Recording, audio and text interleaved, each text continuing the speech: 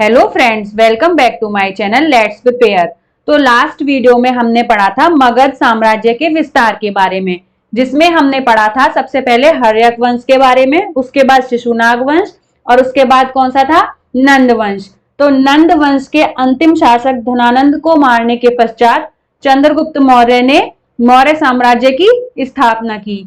4th number पर कौन सा साम्राज्य था, मौर्य साम्राज्य। इसकी समय सीमा क्या थी, 322 ईसा पूर्व से 185 ईसा पूर्व तक।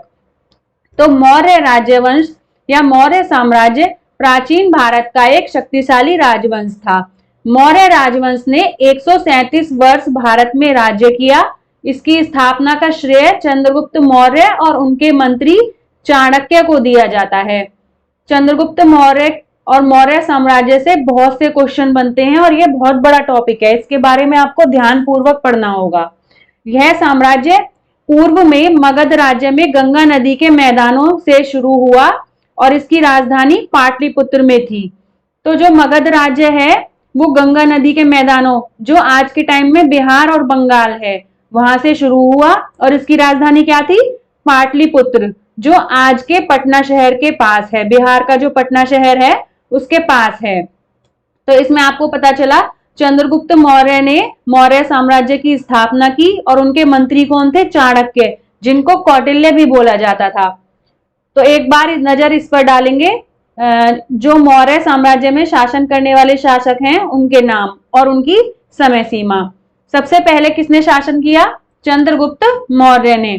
चंद्रगुप्त मौर्य की शासन सीमा क्या थी, 322 से 297 ईसा पूर्व। फिर उसके बाद उनके बेटे बिंदुसार ने शासन किया, 297 से 273 ईसा पूर्व।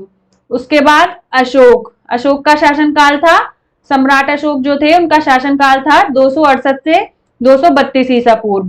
फिर है दशरथ मौर्य, उसके बाद संप्रति, उसके बाद शालीशुक, देववर्मन, शतधन्वन मौर्य, बृहद्रथ मौर्य। तो जब से सबसे ज्यादा मोस्ट इंपॉर्टेंट है वो है ये तीन, चंद्रगुप्त मौर्य, बिंदुसार और अशोक। इनसे ही बहुत सारे प्रश्न पूछे जाते हैं। तो आइए इनके बारे में जानते हैं। सबसे पहले आते हैं चंद्रगुप्त मौर्य। इनका शासनकाल क्या था, 322 से 298 ईसा पूर्व। 322 ईसा पूर्व में चंद्रगुप्त मौर्य ने अपने गुरु चाणक्य की सहायता से अंतिम नंद शासक धनानंद को युद्ध भूमि में पराजित किया और मौर्य वंश की नींव डाली। कब, 322 ईसा पूर्व में। यह साम्राज्य, ये मैं आपको बता चुकी हूँ, पूर्व में मगध राज्य में गंगा नदी के मैदानों से शुरू हुआ और इसकी राजधानी पाटलिपुत्र थी। तो चंद्रगुप्त मौर्य जो थे उनका जन्म कब हुआ, 340 ईसा पूर्व। इनका जन्म स्थान क्या था, पाटलिपुत्र, बिहार। इनकी जाति मौर्य थी, माता का नाम मुरा था, इनके पिता थे चंद्रवर्धन मौर्य, पत्नी थी दुर्धरा और हेलेना, बेटा इनका बिंदुसार था, गुरु इनके आचार्य चाणक्य थे और इनका शासनकाल था 322 ईसा पूर्व से 298 ईसा पूर्व।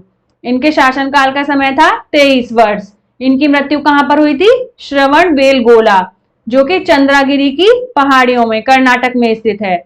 इनकी मृत्यु हुई थी 298 ईसा पूर्व। चंद्रगुप्त मौर्य जो है, कहा जाता है चंद्रगुप्त मौर्य का पालन पोषण एक गोपालक के द्वारा किया गया था। तो जो आचार्य चाणक्य थे इनके गुरु, तो वो तक्षशिला के एक प्रसिद्ध ब्राह्मण थे, बहुत विद्वान ब्राह्मण थे वो। तो उन्होंने 1000 पर्ण में उस गोपालक से चंद्रगुप्त मौर्य को छुड़वाया और उसके बाद तक्षशिला लाकर उनको सभी विद्या में निपुण बनाया। चाणक्य जो थे चंद्रगुप्त मौर्य के गुरु, उन्होंने चाणक्य को तक्षशिला लाकर सभी विद्या में निपुण बनाया। चाणक्य नंद राजा के अपमानजनक व्यवहार से क्षुब्ध था। गुरु चाणक्य की सहायता से अंतिम नंद शासक धनानंद को इन्होंने, चंद्रगुप्त मौर्य ने 322 ईसा पूर्व में युद्ध भूमि में पराजित किया और उसके बाद मौर्य वंश की 322 ईसा पूर्व में नींव डाली।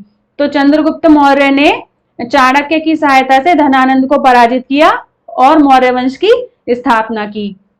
जिस समय चंद्रगुप्त राजा बना था, भारत की राजनीतिक स्थिति बहुत खराब थी। उसने सबसे पहले एक सेना तैयार की और सिकंदर के विरुद्ध युद्ध प्रारंभ किया। 317 ईसा पूर्व तक उसने संपूर्ण सिंध और पंजाब प्रदेशों पर अधिकार कर लिया।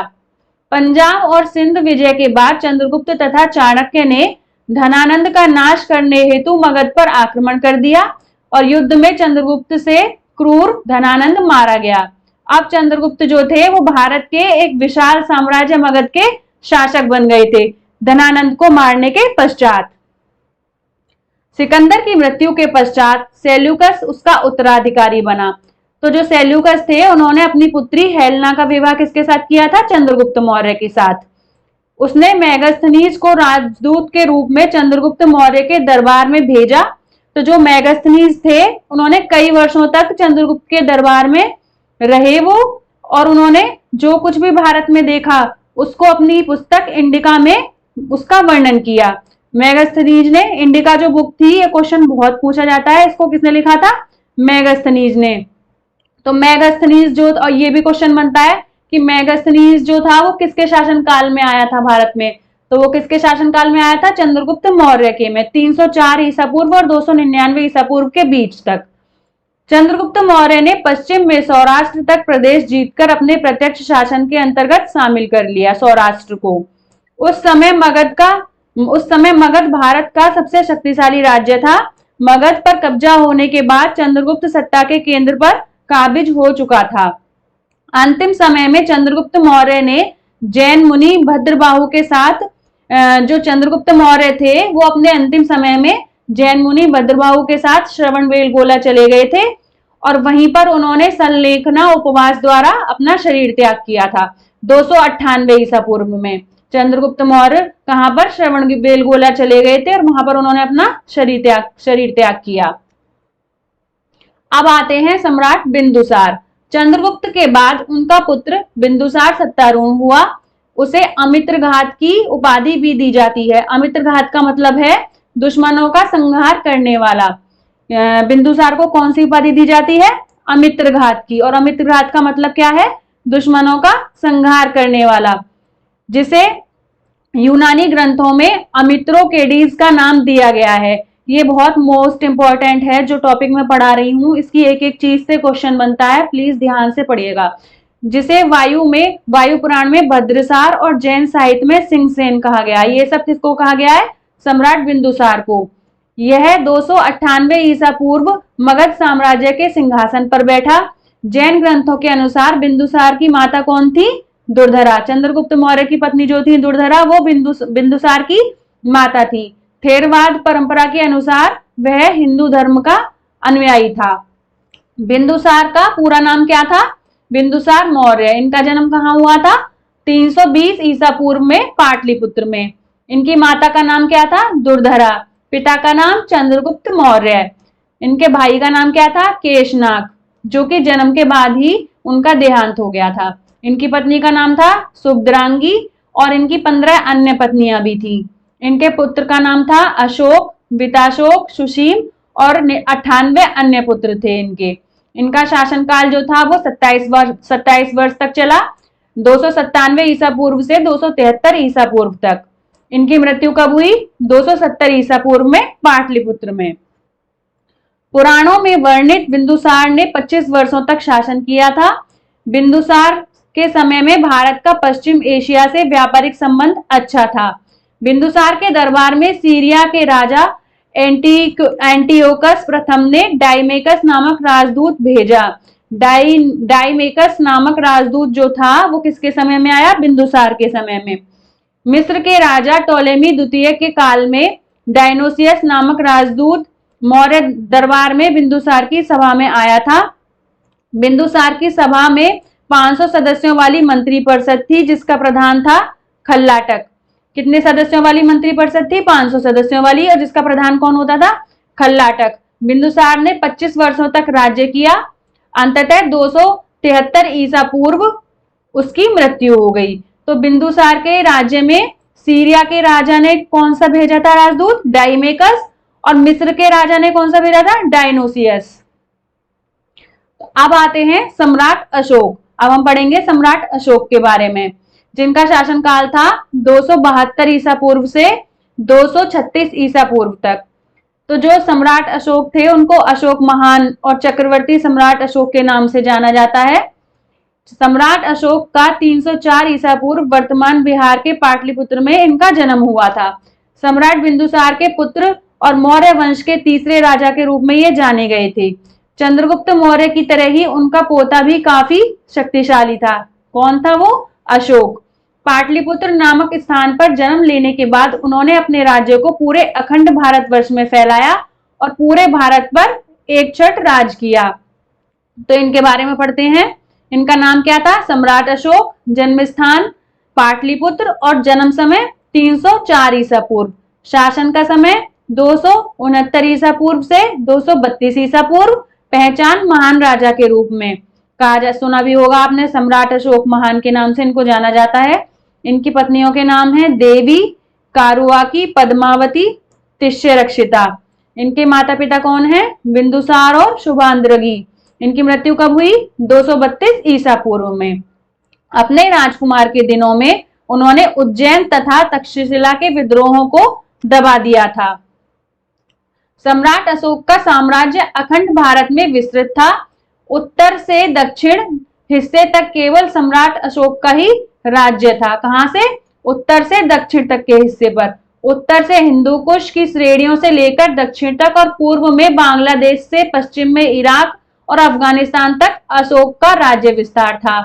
वह 273 ईसा पूर्व में सिंहासन पर बैठे। अभिलेखों में उसे देवाना प्रिय, देवाना प्रियदर्शी एवं राजा की उपाधियों से संबोधित किया गया है। सिंगली अनुश्रुतियों के अनुसार उज्जैनी जाते समय अशोक विदिशा में रुके, जहां उन्होंने श्रेष्ठी की पुत्री देवी से विवाह किया, जिनसे महेंद्र और संघमित्रा का जन्म हुआ। महेंद्र नामक बेटा और संघमित्रा नामक पुत्री का जन्म हुआ।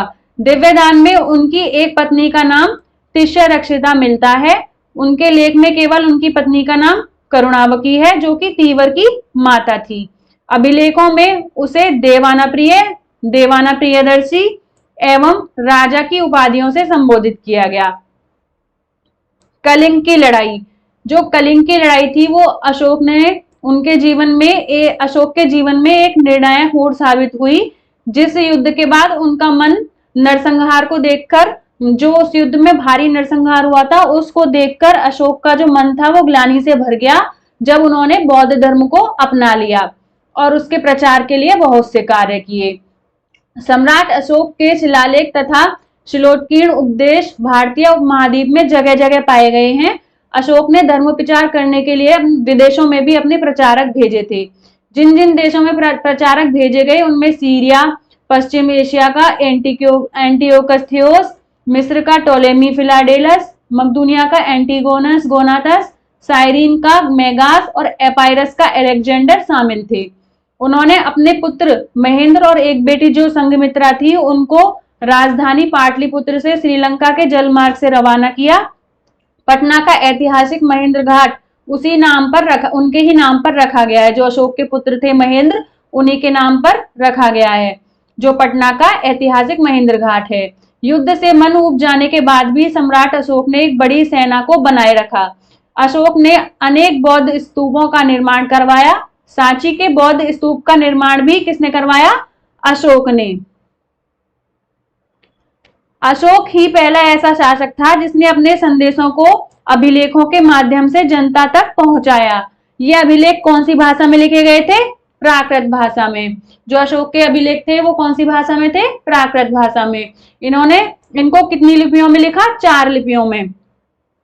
ब्राह्मी लिपि, खरोष्ठी लिपि, अमायिक लिपि और ग्रीक लिपि। तो जो ब्राह्मी लिपि में लिखे गए अभिलेख थे वो भारत में मिले हैं।